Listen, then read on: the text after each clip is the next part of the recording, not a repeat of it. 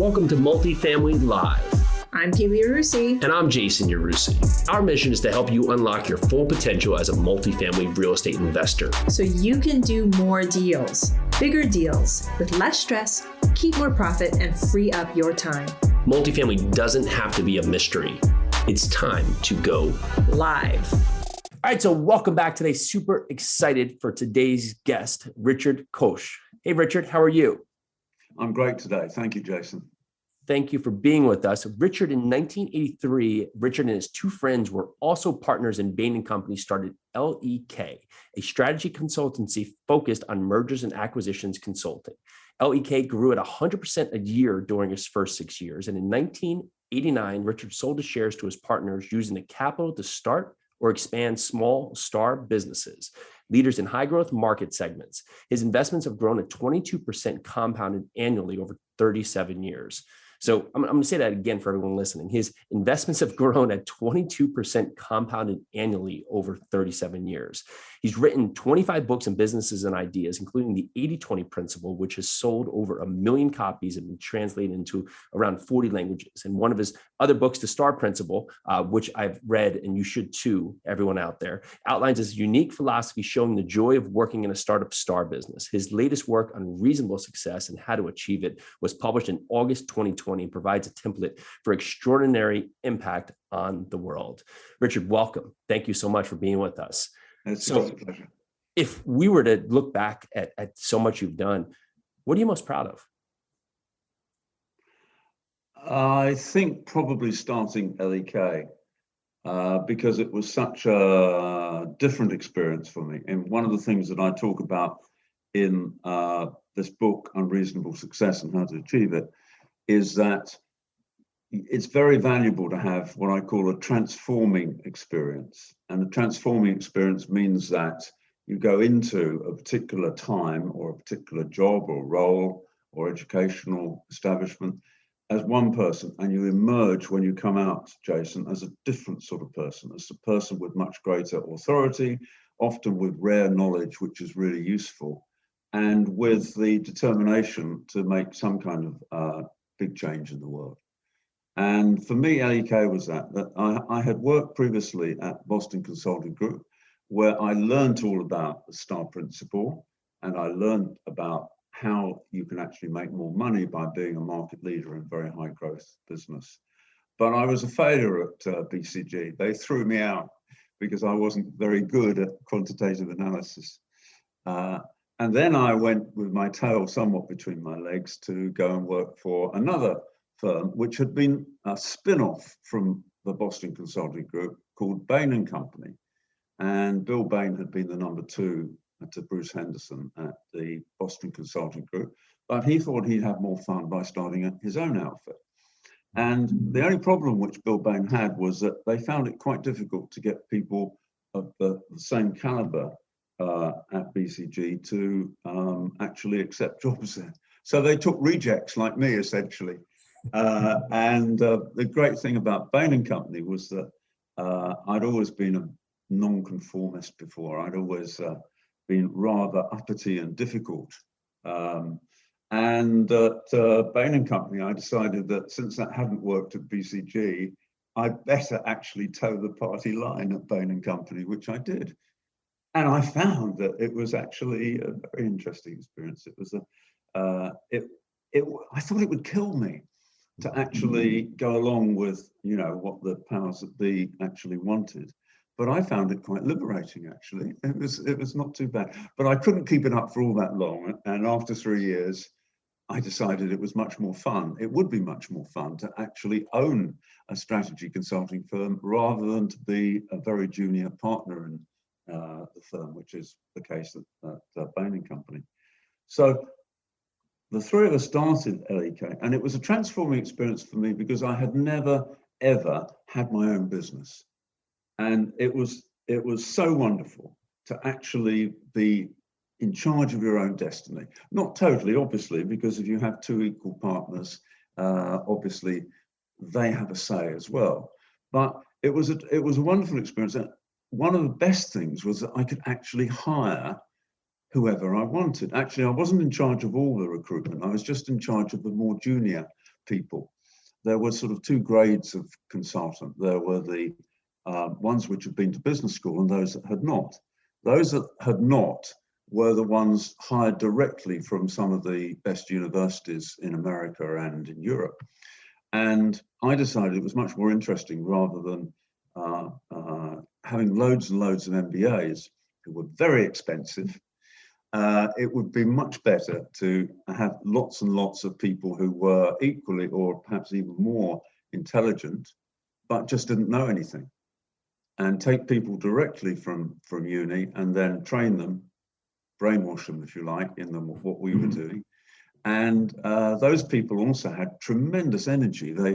They would work 80 hours a week if necessary, if we were on, you know, major projects, and they would, you know, just do anything at all to make the projects very, very successful. And it was such a pleasure to work with those people and to help develop them. And since then, a huge number of those people have gone on to be very successful in lots of different areas. In venture capital, others of them have decided to make money, like me as a freelance venture capitalist.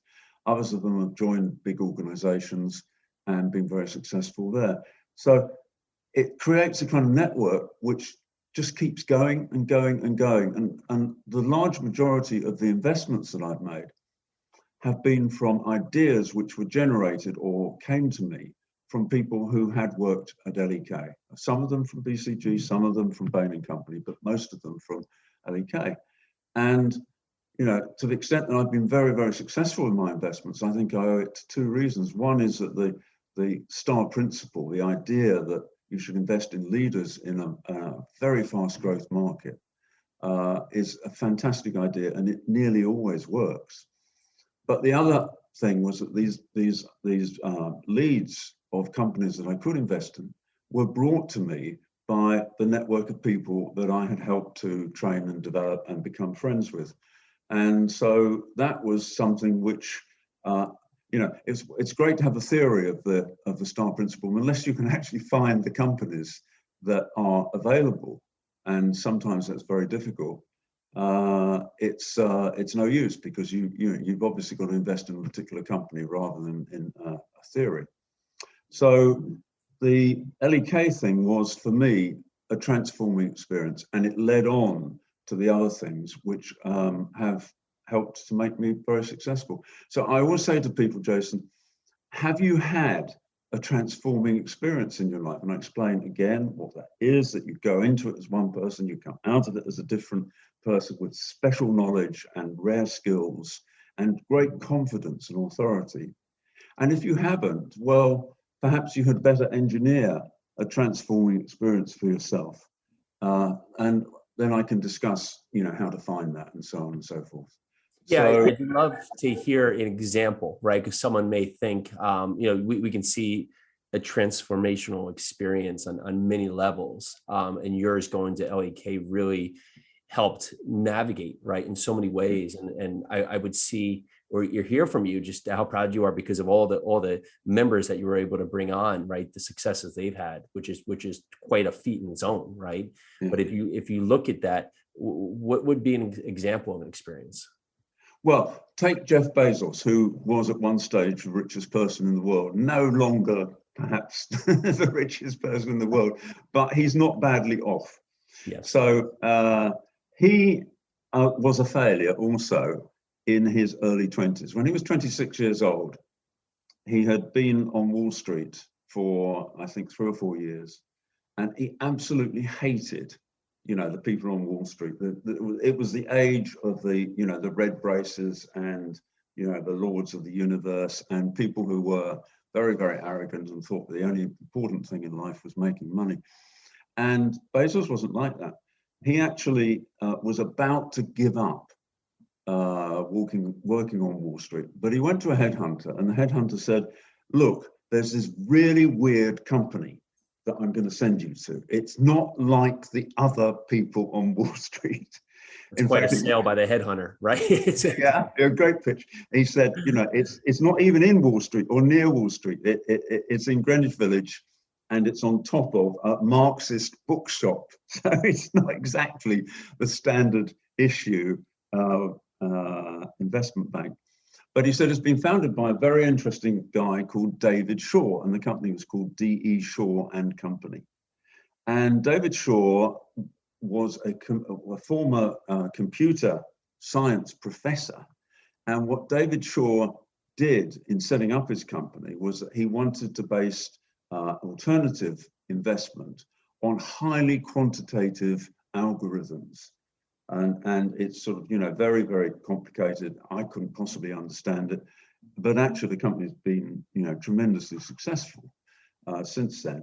But the thing that for Bezos was that David Shaw had got this view back in 1992 that the internet was going to be a fabulous thing for selling goods and services. So instead of retailing, we now know it as e-tailing, electronic retailing. But David Shaw was absolutely certain that this was going to be a huge growth thing. And one of the things that is a standard motif in my experience and in what I try and get people to do is go for the areas which are in extremely high growth. But it was better than that for Bezos because he was put on a project by David Shaw, and the only two people who worked on it were Shaw and Bezos. And what the project was to start something called the Everything Store, which would sell everything on the internet. And guess what category of goods they would start with? They started with books. And it was Amazon. Basically what Bezos did at Amazon was what David Shaw and he had planned to do together. But one day, Bezos said to David, I don't want to run this for you. I want to do it myself. And David Shaw sort of took him for a walk around Central Park, so the story goes. And they walked around the park and the pond and so forth for 2 hours. And Bezos was unmovable. He said, look, I really want to run my own show. I love working with you, David, but I want to do this on my own. And quite astonishingly, David Shaw said, okay. He didn't ask for a share in the company. He didn't say, no, it's mine. It's my idea in the first place. And he agreed that Bezos should go off and do that. So that was his transforming experience. You couldn't get more specific than that. But it's any experience in any sphere which gives you this sort of very rare knowledge. The knowledge, the secret knowledge other people didn't have was that the internet was going to be so big for retailing.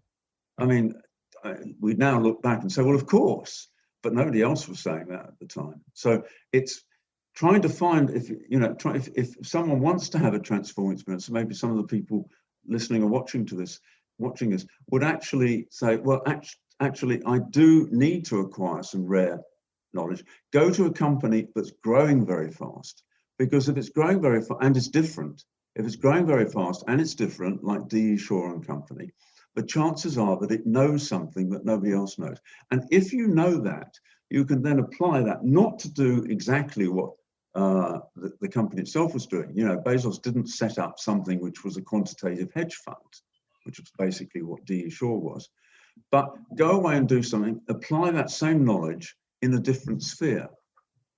And, that is the secret of success. Just take something that works and put it in a different context. It's so eloquently said, right? But just be able to channel the energy of where you've seen it work before and then put it into a new space and allow that to expand. You can.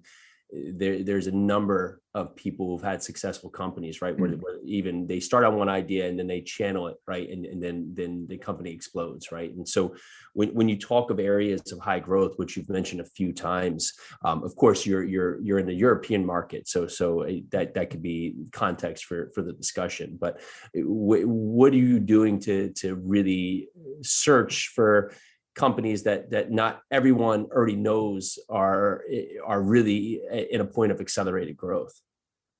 Well, the secret is actually to look at the numbers, but to get to them at the very early stages. And when I invested in Betfair, the company which became the world's largest betting exchange, a very, very big business, it was 9 months into the life of the company. So I wasn't there at the beginning, but I was there at the second round.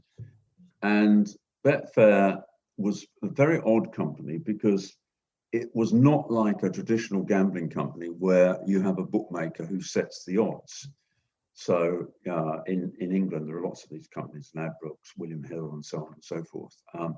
And what it was the idea of taking, and this is another example of applying the same thing in a different context. They took the idea of an electronic market, which by that stage the stock market itself was, and applied it to gambling. So instead of having someone decide what the odds were and then take a huge profit in what they call the over round, you know, basically if you add up the same bets on every horse to win a certain amount of money, they came to 110% or sometimes 120 or 130%, and that 10%, 20% or 30% over round was the profit. Well, there was this guy called Bert Black, Andrew Black, and he came up with the idea of having this betting exchange. But the thing about the betting exchange was that it was run by people who didn't know really how to run a company. None of them had ever run a company before. I don't think any of them had actually worked in a normal company before. You know, the chief executive was someone who came from a financial background, and he worked for, I think it was Morgan Stanley. And he worked on the debt side of Morgan Stanley, so nothing really to do with gambling or to do with sport or anything like that. And everyone who joined the company was either a sports enthusiast or a gambler or a gambling enthusiast. And so when they went around and tried to raise money from professional venture capitalists, the venture capitalists said, who amongst you has actually run a company? And that was very unanswerable question. And they said, well, you know, don't you think that you should hire a chief executive who perhaps has worked in gambling before, or who even has, you know, worked in, you know, in a startup business, or, you know, don't you think that you should do it? And they said, no, we've got a good idea. we're gonna make a go of it. So they raised money from their friends and family, you know, and so that started the company. Unfortunately, they were growing so fast that their money just went. You know, you know, they didn't reach break even. They were growing incredibly fast, but you know, they ran out of money.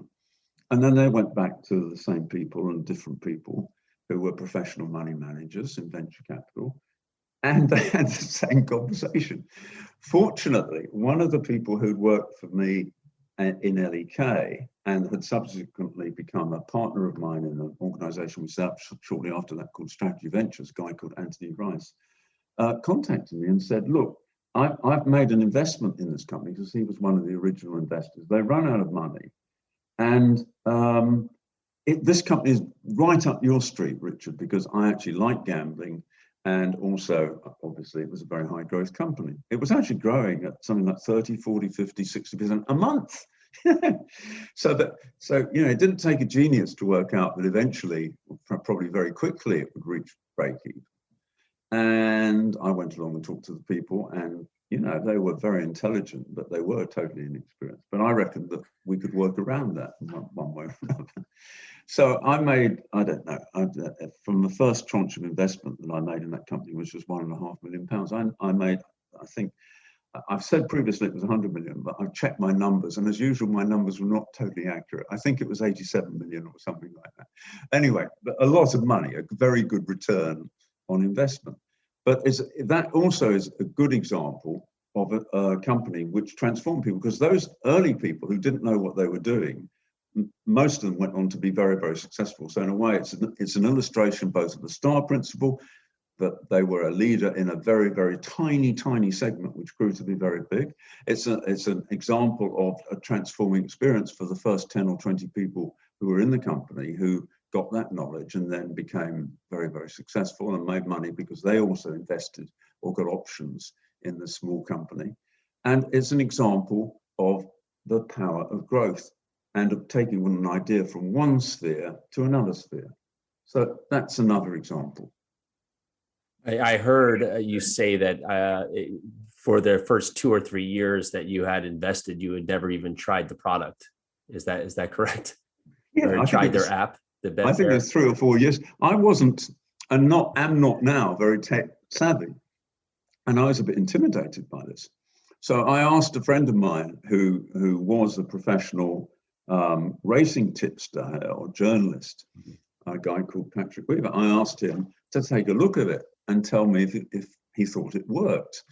And so he took a look at it and said, yes, it works, Richard, that's fine. And I said, well, you know, do you think I could learn how to use it? He said, yeah, you could probably learn how to use it, because I could actually write a document and, you know, put it in bold or italics, or, you know, put the dots, you know, for dot points and so on and so forth.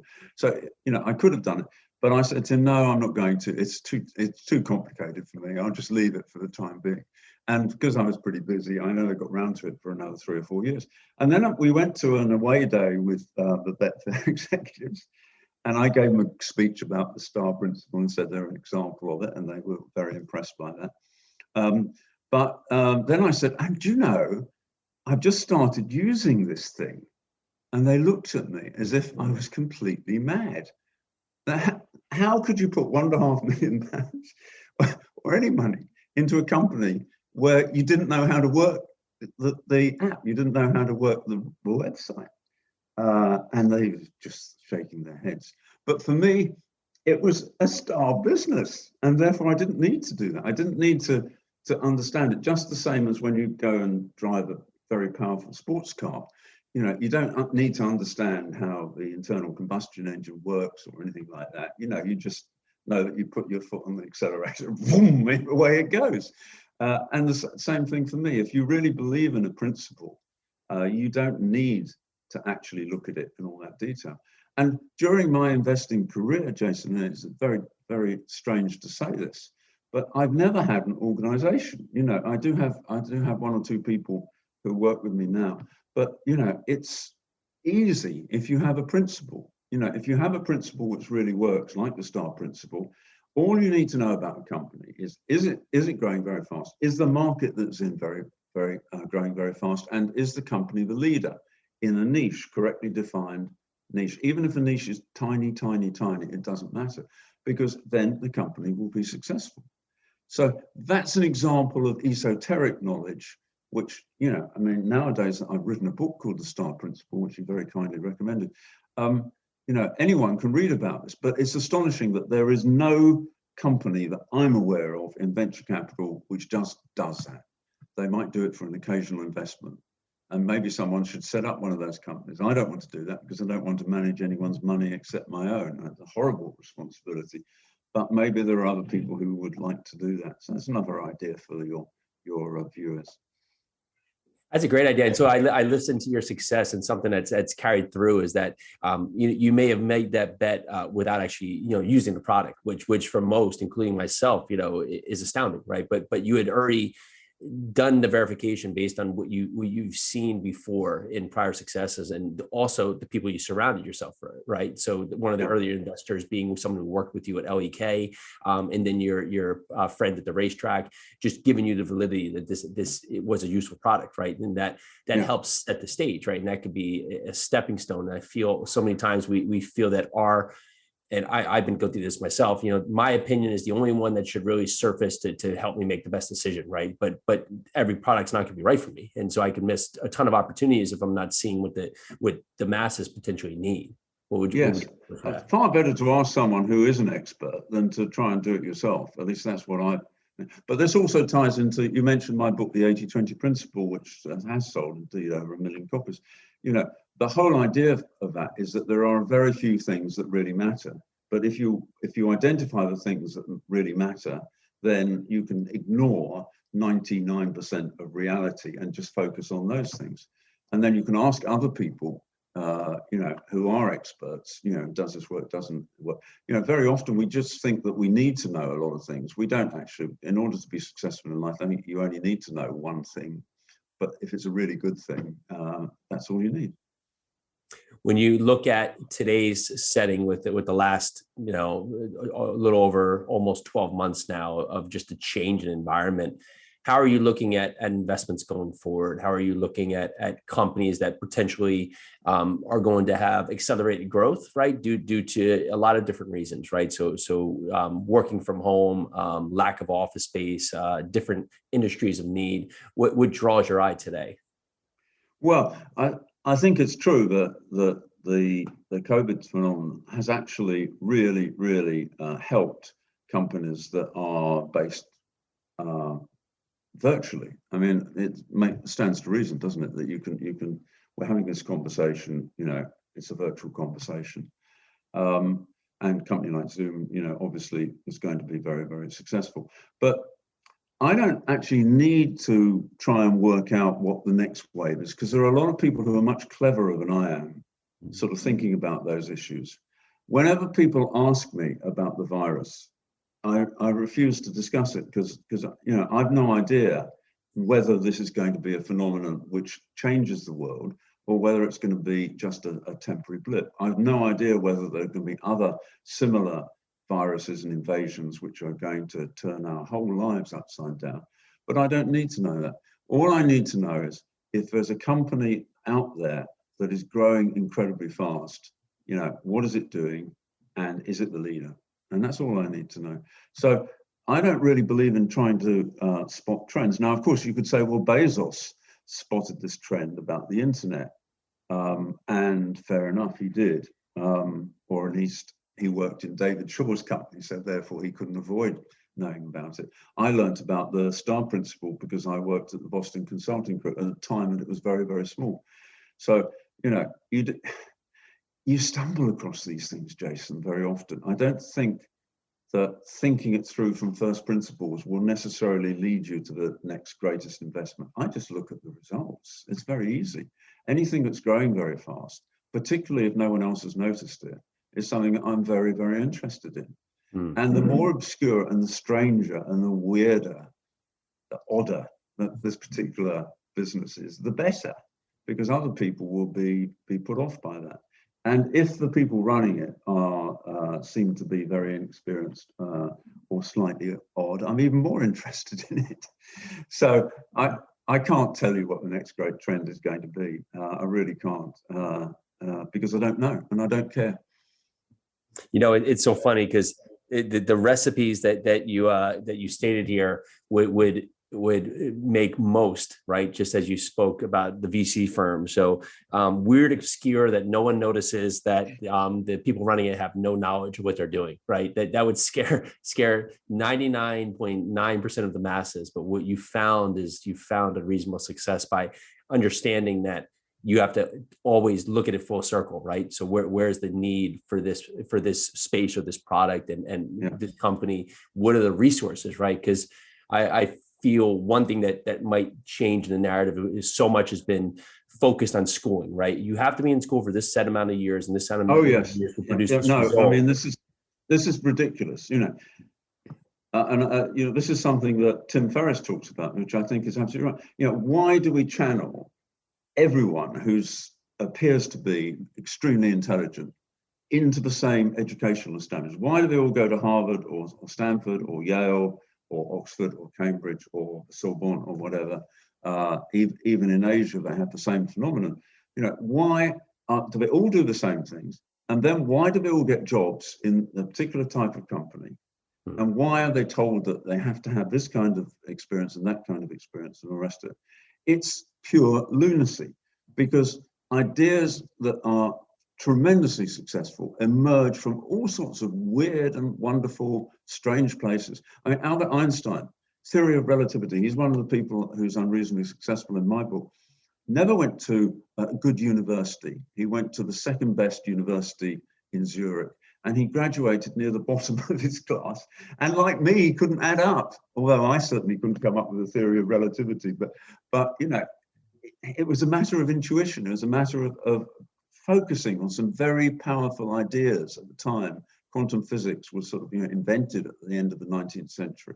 And he read everything about it, and he thought very, very deeply about it. But he was a really strange guy. He was from a family of peddlers, basically gypsies who used to, go from place to place. And he liked playing the violin. And, the guy who set up or had the idea for Betfair, Bert Black, always turned up at the office in shorts in the middle of winter. These people who come up with these ideas are really odd. So I think it's a real shame that everyone's doing the same thing, because the way to succeed is not to do the same thing. You might be reasonably successful. you know, you're certainly not going to go hungry with a good degree from Harvard or Yale, Stanford, or even from Tennessee, because Bill Bain actually went to university in Tennessee. I can tell you which one if you're interested, but it's probably the main one. What's the main one in Tennessee? So there's University of Tennessee, which usually serves as another big one, MTSU. No, I think it is the University of Tennessee. Anyway, he did, I think, and I think the reason he met Bruce Henderson from Boston's Consulting Group was that he'd also been to the same one. So you know, it's chance things like that, Jason, which are really important. Not going to the right school, not going to, you know, not basically following the track that everyone else is following. You need to find different experiences which will transform you. You know, you said chance, and what I think is relative to that word is that there's always a chance for everyone if we have our eyes open, right? And it's for us when we assume that we're stuck in a path and we won't look around to see what's given to us, even on the smallest level, can be that step that you need to take, right? So just the chance meeting that they both happen to be at university in Tennessee, right? And then that's the stepping stone to the next phase, of which now creates another relationship, which opens up new doors, which leads to your path, right? So these happen so much, but so many times we get stuck in blinders, right? Where the only path is the path we're on, and we're not paying attention to the road, and usually it leads us, misguides us, right? So our path may be a straight line, but because we have blinders on, we're detouring 40 degrees off to the right or the left, and we're missing the point, right? And that happens so much. What do you think will be let me rephrase that. When you look back with what all you've done now, and you look forward, where do you vision the next, if you have, 3-4 years of what you will be focusing on? Yes, I'm asking myself the same question. So anybody who is listening to this, watching this, has got a bright idea, let me know. I tell you one thing, which is true, absolutely true. The more successful you are, whether you deserve it or not, and one of my points is that many of the people in my book actually really didn't deserve their success by conventional standards. Whether you deserve it or not, it gets a lot easier once you've had one success to then leverage that for another success. And in a way, that's terrible, because you do get this sort of, hugely steep pyramid where some people, find it terribly easy to go on and do great things. But I think the key thing is, whatever level of success you've reached at so far, realize that that's a springboard for much more greater success, and think about something which is completely unreasonably successful. And one of the landmarks in my book is one breakthrough achievement. You actually only need one breakthrough achievement in your life to actually make a huge difference to the world, not just to yourself, but to the world.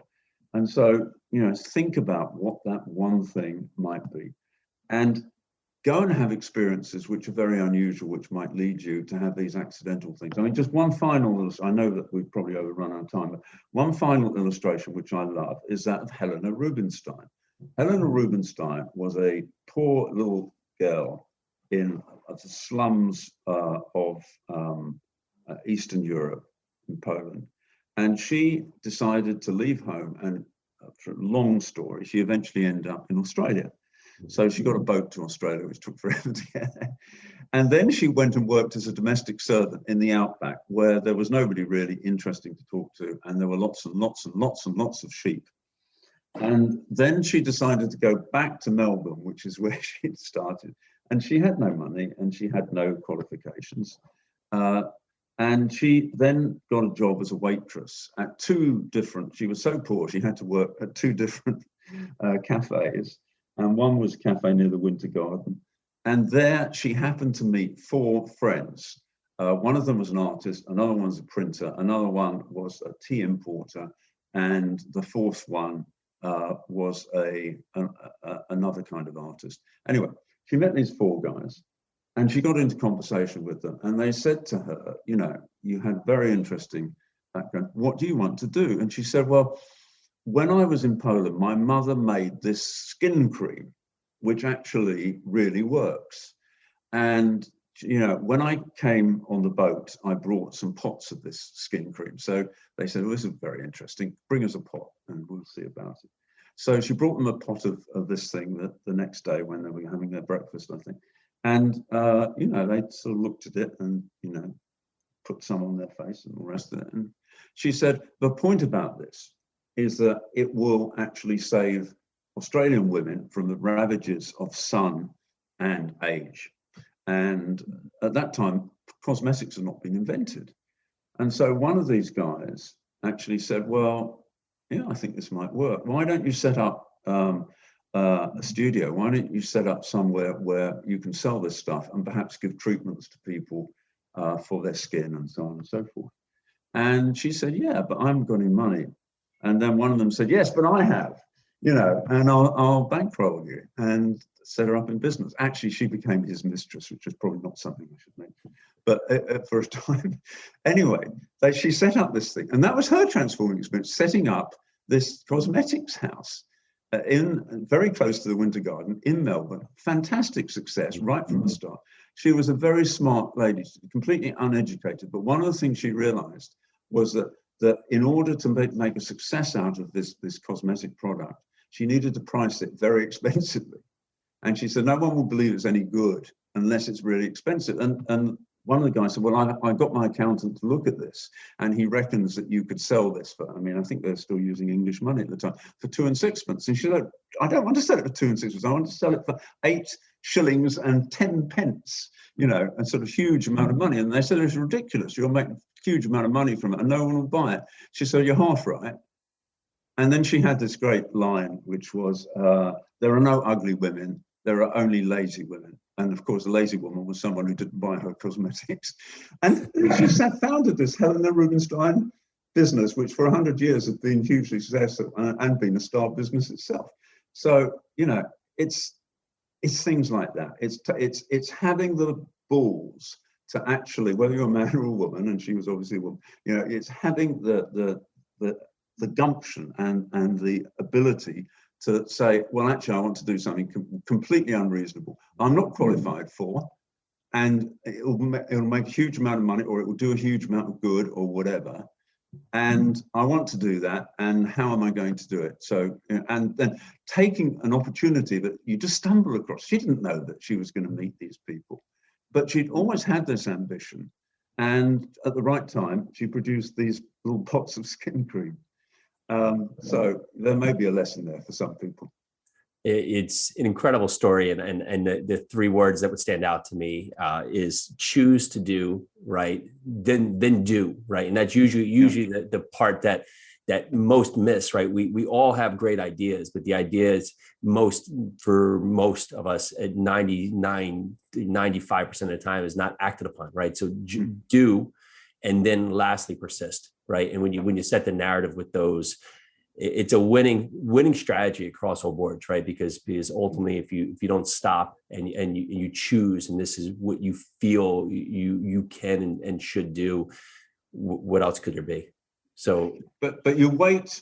I mean, again, one of the other people in the book is the greatest statesman in the 19th century, Otto von Bismarck, and he had various statements, but one of them was that, but you know, you can't actually steer events, you just have to go with the current. And another thing he said, you need to hear the footsteps of Providence and then take action.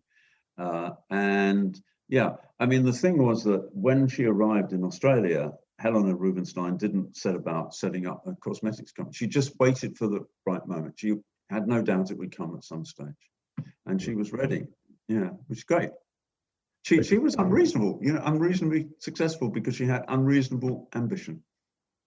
I think that's a great way to wrap up here. I really appreciate you taking the time to chat with me today. I learned so much from the first time I heard you on Tim Ferriss's show to you know, what I've read. And so this further guided, I'm sure, not only myself, but a lot of here listening and just on so many points that you can take and just act upon, right? To just get your narrative to where you want to be in life. So I applaud you on all you've done. Thank you so much for coming on the show. For everyone that would love to find out more about you, where should we point them? Oh, yes. Well, my website, I can't afford a .com, but my website is called www.richardkoch, all one word, .net, or people can reach me on Twitter at richardkoch8020. There's 8020. That's my handle on Twitter. And and you'll find on the website my email address and stuff like that. So www.richardkoch.net, we'll find it. And thank you very much indeed, Jason, for inviting me on. It's been a great pleasure. Thank you. Great questions. Thank you. I appreciate your time. Now. Bye now. Want to learn exactly how we're finding high profit, cash flow ready multifamily properties off market?